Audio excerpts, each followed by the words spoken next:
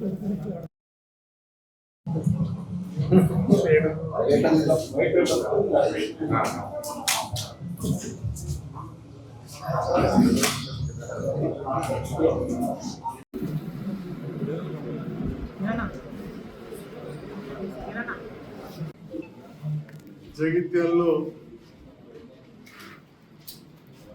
BRS party వ్యవస్థాపక అధ్యక్షులు గారి నేతృత్వంలో జీవన్ రెడ్డి గారి చేరిక సందర్భంలో ప్రజా ఆశీర్వాద సభ అని పెద్ద ఎత్తున అని చెప్పి ఒక చిన్న గ్రౌండ్లో పెట్టారు. ఆ సభ కూడా టీఆర్ఎస్ శ్రేణుల్లో చాలా వరకు కూడా అసంతృప్తి, రాష్ట్ర వ్యాప్తంగా ఒక ముసలం స్టార్ట్ అయినట్టు సోషల్ మీడియాలో చాలా వార్తలు వస్తూ ఉన్నాయి. వీటన్నిటికీ తోడుగా టీఆర్ఎస్ పార్టీ నుంచి మొదటి నుంచి ఒక ఉద్యమ నాయకుడిగా ఉన్న హరీష్ రావు గారు ఈ సభకు వస్తలేరని తెలిసి నాకు ఆశ్చర్యం వేసింది. ఎందుకంటే టీఆర్ఎస్లో లేకముందు నుంచి కూడా ఉద్యమ కాలంలో వీర్పూర్ కావచ్చు, పట్టణంలో కావచ్చు, ఎప్పుడు కూడా వారు వచ్చేవారు. అంటే జీవన్ రెడ్డి గారు ఈరోజు చేరుతున్న విషయాన్ని రాష్ట్రంలోని ఎంతో మంది టీఆర్ఎస్ నాయకులు, ముఖ్యంగా ఉద్యమకారులు, ఇక్కడ వాళ్ళ మనోభావాలు దెబ్బతిన్నాయి. అసలు తెలంగాణ ఎందుకు అభివృద్ధి చాలన్న వ్యక్తి జీవన్ రెడ్డి గారు. తెలంగాణ ఎందుకు అభివృద్ధి కావాలి చాలు అని చెప్పి ఆ రోజు రాజశేఖర రెడ్డి గారు అన్న వ్యక్తి జీవన్ రెడ్డి గారు. జగిత్యాల ప్రాంతంలో టీఆర్ఎస్ పార్టీని అసలు ఎదగకుండా చేసి అనగదొక్కి ఉద్యమకారులను ఎన్నో రకాలుగా కష్టాలు పెడితే కౌన్సిలర్లకు పోటీ చేయడానికి కూడా ఎవరు రాలేదండి 2014లో. It's a fact. ఎంపీటీసీ అభ్యర్థులు సగం ప్లేసులలో లేరు. It's a fact. ఎందుకు? ఆనాడు జీవన్ రెడ్డి గారి ఒత్తిడి, ఇంకేమన్నా అనుకోవచ్చు. అలాంటి జీవన్ రెడ్డి గారు కాంగ్రెస్లోకి వస్తుంటే, కాంగ్రెస్ నుంచి బీఆర్ఎస్లోకి వస్తుంటే ఒక ఉద్యమ నాయకుడైన హరీష్ రావు గారు స్వాగతించడానికి, అది కేటీఆర్ గారు ఇంటికెళ్ళి తీసుకొస్తే జగిత్యాల వచ్చినట్టు నాకు కొంత సమాచారం. ఇదే జీవన్ రెడ్డి గారు కేసీఆర్ గారి దగ్గరికి వెళ్ళినప్పుడు కూడా కేటీఆర్ గారు ఉన్నారు కానీ హరీష్ రావు గారు లేరు. మొన్నేదో సభకు చూడడానికి కేటీఆర్ గారితో వచ్చి ప్రెస్ మీట్ పెట్టి 4 మాటలు మాట్లాడుతారు. తప్పకుండా నాకైతే అనిపిస్తా ఉన్నాం, సోషల్ మీడియాలో కూడా చూస్తూ ఉన్నాం. కాళేశ్వరం ప్రాజెక్టు కట్టిన కేసీఆర్ను వీళ్ళను ఉరిదీయాలన్నారు. హరీష్ రావు గారు కూడా ఇరిగేషన్ మంత్రి. ఎవరన్నారు? జీవన్ రెడ్డి గారు కాళేశ్వరం ప్రాజెక్టు డబ్బులు వేస్ట్ చేసుడు, ఉరిదీయాలన్నారు. అన్ని ఛానళ్ళలో ఉంది, అన్ని మీడియాలో ఉంది. మరి అలాంటి వ్యక్తి ఈరోజు బీఆర్ఎస్ పార్టీలోకి వస్తుంటే ఏ బీఆర్ఎస్ పార్టీ నాయకులు హర్షిస్తారు. మరి కొంత సమాచారం సోషల్ మీడియాలో హరీష్ రావు గారు ఢిల్లీ బయలుదేరి వెళ్తా ఉన్నారు, బీజేపీ నాయకులతో కలవబోతున్నారు అని చెప్పి సమాచారం వస్తారు. టీఆర్ఎస్ పార్టీలోని ఎమ్మెల్యేలు అన్న ఇప్పటికే కవితం వెళ్ళిపోయింది, మన దాంట్లోకి వెళ్ళి చీలికి వస్తూ ఉంది, మనం ఇంట్లోండే జీవన్ రెడ్డిని ఎదిరిద్దాం, మీరు పోవద్దని చెప్పి కొందరు ఎమ్మెల్యేలు హరీష్ రావు గారిని రిక్వెస్ట్ చేస్తున్నట్టు చేస్తూ ఉంది. ఆ ఎమ్మెల్యేలు జీవన్ రెడ్డి గారు ఏ పార్టీ ఉంటే ఆ పార్టీ ఎదగదు, అదొక ఐరన్ లెగ్ అని చెప్పి 83 నుంచి ఉదాహరణ చెప్పుకొస్తున్నారు. కాంగ్రెస్ అధికారంలోకి రాలేదు. చొక్కారావు గారు నేతృత్వంలో చేరినా అన్నారు, 89లో గెలిచారు, మంత్రి పదవి రాలేదని తాపకల్లి ఆఖరికి 96లో చొక్కారావు గారి నామినేషన్ కూడా అంత పెద్ద వ్యక్తి, వారి ద్వారానే నేను చేరిన జగిత్యాల ఈ నాయకులందరూ చెప్పండి. ఈ మధ్య కాలంలో వారి నామినేషన్ కూడా వెళ్ళలేదు. ఇంక అప్పటి నుంచి కాంగ్రెస్ కొన్ని రోజులు అధికారంలోకి రాలేదు. మళ్ళీ అధికారంలోకి వచ్చినాక ఇక వారు ఉన్నారు. ఆ 5 ఏళ్లలో బై ఎలక్షన్లు, ఆ తర్వాత కాంగ్రెస్ పార్టీ బొటాబొటిగా వచ్చింది. రాజశేఖర రెడ్డి గారు పరలోకానికి వెళ్ళిపోయారు. ఇక 14 నుండి కాంగ్రెస్లో ఉంటే ఈ ఐరన్ లెగ్ ఉండదని చెప్పి ఆ కాంగ్రెస్ కూడా రాలేదు. ఆ మాట టీఆర్ఎస్ నాయకులు మాట్లాడుతున్న సోషల్ మీడియాలో వచ్చింది. మరి ఇప్పుడు ఈ ఐరన్ లెగ్ జీవన్ రెడ్డి గారు బీఆర్ఎస్లోకి వస్తే మనుగడ ఏముంటుంది అని చెప్పి చాలా పెద్ద ఎత్తున చర్చ జరుగుతుంది. ఎందుకంటే కాళేశ్వరం ప్రాజెక్ట్ కట్టేందుకు ఉరిదీయాలే కేసీఆర్ను హరీష్ రావు అన్న వ్యక్తి ఈరోజు పెద్ద ఎత్తున వారిని స్వాగతించి చేర్చుకునే ఆలోచన ఉన్నప్పుడు ఉద్యమకారులు సహజంగా ఆలోచన రావడం తప్పలేదు. ఎందుకంటే ఖచ్చితంగా తెలంగాణ ఎందుకు అభివృద్ధి ఉంటే చాలని ఈ మాట కేసీఆర్ గారు ఇలా అన్నాడు అని చెప్పి జగిత్యాల సభలో చెప్పారు. అలాంటి జీవన్రెడ్డి మీకు అవసరమా అని కూడా అడిగింది. మళ్ళీ అలాంటి జీవన్రెడ్డి గారిని ఈరోజు చేర్చుకోవడం అనేది ఎంతవరకు సమంజసం అని చెప్పి నేను మీడియా ద్వారా నాకు తెలిసిన కొంత సమాచారాన్ని మీతో షేర్ చేసుకుంటున్నా. ముఖ్యమంత్రి గారి సభ కూడా ఉంది.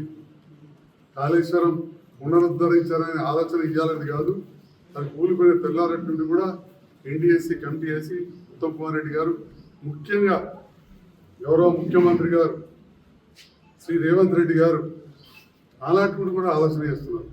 నేను ఒక విషయాన్ని మీతో షేర్ చేస్తా ఉన్నా. అనుకోవచ్చు నేను కూడా రెండవసారి గెలిచిన ఎమ్మెల్యేను, పక్కా రాజకీయ కుటుంబం నుంచి వచ్చినది. జగిత్యాల ప్రాంతంలో కాలువలు తవ్వినప్పుడు కాలువల మంత్రి, వ్యవసాయ మంత్రిగా ఉన్న వారి మనమంది. అటువంటి అప్పుడు నాకు కూడా నీళ్ళ మీద అవగాహన ఉంటుంది. ఎంత ఉంటుందంటే ఎంత మంత్రులున్నా వీళ్ళున్నా రాయకల్లో నీట్గా కడకట్టు ఉండేది. పట్టణానికి 90 రూపాయల కాడ ఓటీ పెట్టి అక్కడ నింపిన. ఇక్కడ అంతర్గతంలో రాజశేఖర రెడ్డి గారు వచ్చినప్పుడు చెరువులో నీళ్లు లేవు అంటే మంజూరు ఇస్తే సెకండ్ హ్యాండ్ మోటార్లు పెట్టి ఫెయిల్ అయితే ఆ చెరువు నింపిన. ప్రతి చెరువుకు ఎక్కడెక్కడ అవకాశం ఉంటే అక్కడ తూము పెట్టి చెరువులు నింపిన. అది వెల్దుర్తి కావచ్చు, లక్ష్మీపూర్ కావచ్చు, భూపత్పూర్ కావచ్చు. రోలబాగ్ ప్రాజెక్టు గురించి నేను ప్రతిపాదన చేసినప్పుడు కవితమ్మ. కాబట్టి నాకు ఒక వ్యవసాయ కుటుంబంకి వచ్చిన అవగాహనగా నేను ముఖ్యమంత్రి గారిని మార్చిలో ఒకసారి జస్ట్ ఎంపీ ఎలక్షన్స్ అభ్యర్థుల నిర్ణయాల ముందు నేను అభివృద్ధి కార్యక్రమం కోసం మరి కలిసినప్పుడు చాలా టైం ఇచ్చారు. అప్పుడే అన్నా నేను ఒక మాట, అది నేను కలిసిన కూడా వచ్చింది కానీ రాజకీయ కోణంలో వచ్చింది. సార్, ప్రజలు వర్షాలు బాగుపడ్డాయి, దాంతోపాటుగా ఈ పంపింగ్ కూడా కొంత జరిగింది. మరి నీటి విషయంలో ఆలోచిస్తుంటే తప్పకుండా చేయాల్సిందే, కానీ అది కూలిపోయింది కాబట్టి ఎన్డీఎస్ఏ రిపోర్ట్ రావాలి. సో దానికి కొంత టైం పడుతుంది, వచ్చినాక చేస్తామన్నారు. దాని విషయంలో ఈరోజు ఏ నిర్ణయం తీసుకుంటారో మనం వేచి చూడాల్సి ఉంది. కానీ ఏది ఏమైనా జీవన్ రెడ్డి గారి చేరికను ఖచ్చితంగా ఉద్యమకారులు, పార్టీ శ్రేణులు, నాకు తెలిసినంత వరకు సోషల్ మీడియాలో చూసినంత వరకు హరీష్ రావు గారు, వారి మీద అభిమానం ఉన్న ఎమ్మెల్యేలు వ్యతిరేకిస్తున్నట్టు తెలుస్తూ ఉంది. ఇప్పటికే కవితం వెళ్ళిపోయింది, మళ్ళీ చీలిక రావచ్చనే ఒక భయం పట్టుకున్నది. కొంతమంది ఎమ్మెల్యేలు హరీష్ రావు గారిని మనం ఇళ్ళనే ఉండి జీవన్ రెడ్డి గారిని ఎదిరిద్దాం, పార్టీని కాపాడుకుందాం, బయటకు పోవద్దని చెప్పి రిక్వెస్ట్ చేస్తున్నట్టు కూడా సోషల్ మీడియాలో వస్తున్నది. నాకున్న సమాచారాన్ని మీడియా ద్వారా నేను పంచుకుంటాను. Thank you. ఏ రోజు కూడా ఇల్లే అసలు రాష్ట్ర స్థాయి రాజకీయాల్లోకి తీసుకెళ్ళి నన్ను పదే పదే విమర్శించి ఆ స్థాయిలో తీసుకెళ్ళి సంజయ్ కుమార్ అనే వ్యక్తి రేవంత్ రెడ్డి గారితో జగిత్యాల పట్టణ అభివృద్ధి లైక్ యావర్ రోడ్ కావచ్చు, వివిధ అండర్ గ్రౌండ్ డ్రైనేజ్ పనులు కావచ్చు, గ్రామీణ ప్రాంతాల అభివృద్ధి కోసమే, అదేవిధంగా ఆగిపోయిన Pulasa seed processing project bill రాగా ఆగిపోయింది, మెడికల్ లక్ష్మీపూర్ది medical college, SP office, double bedroom projects, Indiramma ఇండ్లు, ఇవన్నీ కావాలని చెప్పే రేవంత్ రెడ్డి గారికి జగిత్యాల స్థాయిలో చేద్దాం. తినేనాడు కూడా నేను జీవన్ రెడ్డి గారిని వ్యక్తిగతంగా విమర్శించలేదు. నన్ను 10 మాటలు అంటే ఒక్క మాట కూడా నేను అనలేదు.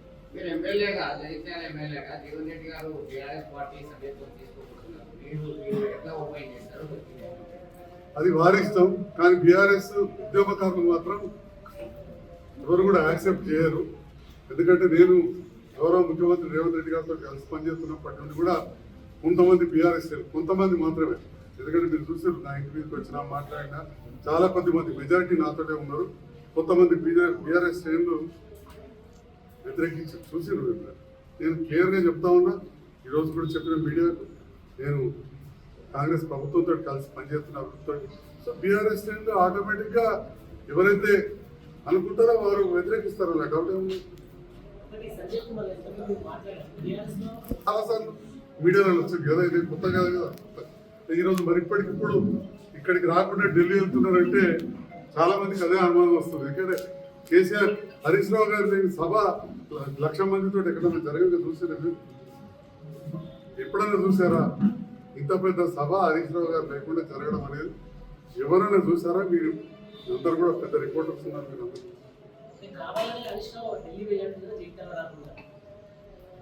అంతే అనిపిస్తుంది. సోషల్ మీడియాలో చూస్తే ఈ సందర్భంలో కొంత మాట్లాడుతున్నాను. మీతో నాకున్న తెలిసిన సమాచారాన్ని మీతో నేను షేర్ చేసుకున్నాను. డెఫినెట్ గా జీవన్ రెడ్డి రాకను చాలా మంది వ్యతిరేకిస్తారు బీఆర్ఎస్ లో. మీకు సంబంధించిన కౌన్సిలర్లు ఎవరైనా జీవన్ రెడ్డితో పాటు కొద్ది మంది వారు వర్గంగా గెలిచిన వాళ్ళు పోతారు తప్ప నాకు సంబంధించిన వాళ్ళు గతంలోనే పోలేదు. నాకు మంచి అనుబంధంగా ఉంటుంది. ఇక్కడ మా చైర్మన్ గారు ఉన్నారు, కౌన్సిలర్లు ఉన్నారు, కాంగ్రెస్ పార్టీ మాజీ అధ్యక్షులు ఉన్నారు, డిసిసి అధ్యక్షులు ఉన్నారు, మైనారిటీ అధ్యక్షులు ఉన్నారు జిల్లాకు సంబంధించి. అదేవిధంగా మా టీఆర్ఎస్ పార్టీ మైనారిటీ నాయకులు ఉన్నారు, రైతు బంధు నాయకులు ఉన్నారు. ప్రతి ఇంతమంది ఇక్కడ కౌన్సిలర్స్ వస్తారు. ఎంతమంది ఉన్నారు రాజకీయంలో? వైస్ చైర్మన్ రెడ్డి గారు అంత గొప్ప వ్యక్తి లేరన్నారు. ఒక నెల నుండే మార్పు వచ్చింది. ఈ నెలలో ఏం ప్యాకేజ్ అయిందో ఏందో డౌట్ వస్తుంది. నెల నుండే ఈ మార్పు. నెల కంటే ముందు ప్రజాపాలన, గొప్ప పాలన, రేవంత్ రెడ్డి గారు మంచిగా పాలిస్తున్నారని చెప్పి మీకు కావాల్సి you can see any channel. Sanjay Kumar garu మీ పైన తీవ్రంగా కామెంట్ చేశారు. మీ సొంత అవసరాల కోసం వ్యక్తిగత అవసరం కోసమే కాంగ్రెస్ పార్టీలో చేయాలని చెప్పి జీవన్ చెప్తున్నారు. నాకు రాజకీయంగా లబ్ధి పొందాలని తప్పకుండా ఉంటుంది. జగిత్యాల ప్రాంతం అభివృద్ధి కావాలనుంటుంది. కానీ ఆర్థికంగా అభివృద్ధి కావాల్సిన అవసరం, పైసలు సంపాదించుకోవాల్సిన అవసరం నేను బాగా ఎక్కువ లేకుండా లేదు. ఈ గత 12 ఏళ్ళలో అధికార పార్టీతో ఉన్నా 10 ఏళ్ళు. మరి నా ఆస్తులు పెరిగినాయా పెరగలేదా మీరు ఎక్కడైనా చూసుకోండి. అన్నీ ఉన్నాయి. ఇవన్నీ పెట్టాలి. చాలా సంతోషం. అప్పుడు మాట్లాడదాం. వారి ఆస్తులు ఏందో, వారే గుట్ట మీద ఇవన్నీ మళ్ళీ మాట్లాడతాయి. వారు అన్నప్పుడు వారు అన్నది నేను అనకూడదు కదా. వారు నాకంటే పెద్దవాళ్ళు కదా, గౌరవం ఇవ్వాలి కదా. వారు నన్ను అగౌరవపరిచినాడు, నరికేస్తా అన్నాడు, వాడోడు వీడోడు అన్నాడు. నేను మాట్లాడలేదు. ఇప్పుడు